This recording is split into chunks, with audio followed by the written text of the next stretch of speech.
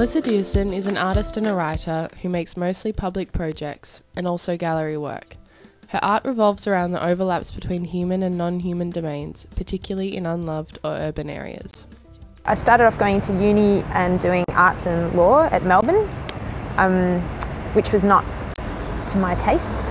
So about 1 year in, I decided I would do an arts degree instead, and did lots of classics and literature, and then slowly started doing more and more art history subjects, and then decided that would be my major. I was in a collective with 2 other people from RMIT actually, where we were doing collaborative art and drawing, and that got me into making and having exhibitions. And so yeah, I'd been having exhibitions for a few years, maybe 5, it's probably up to 5 years now, and finally got up enough experience to actually go to uni as an artist. So I've just started at Monash doing my Master of Fine Arts, which is fantastic. It's great. It's a nice thing, I think, to come to it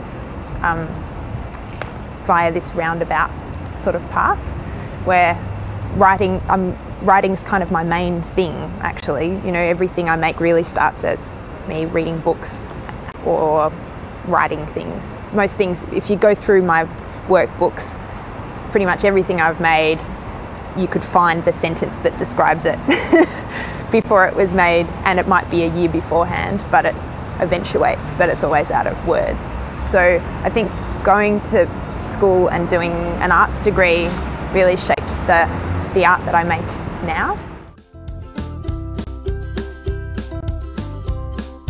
I think generally the things that inspire my artwork are things that are around, mostly in the city, that are like non-human things, so like weeds and birds and insects, and the stuff that we live with all the time but never really take notice of. So and the things that maybe poke through unexpectedly. So, you know, if you're in the city, it's a really constructed environment and you think of it as really human made, you know, it's made for human purposes.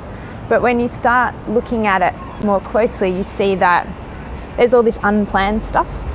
They sort of indicate how there's this, that a human domain isn't actually just a human domain, it's we're living with non-humans in a day-to-day way, you know, and that for them, that's their domain. That's where they live and we're in their domain. The project that I did at Testing Grounds, which was doing a garden encouragement day.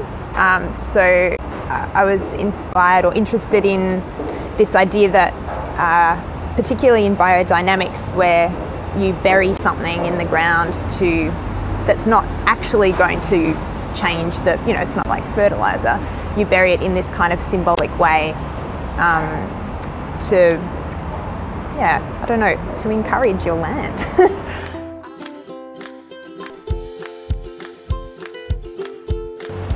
What I hope when people participate in this stuff is that, again, they have this sort of attentiveness to things that they would normally overlook, and particularly the non-human.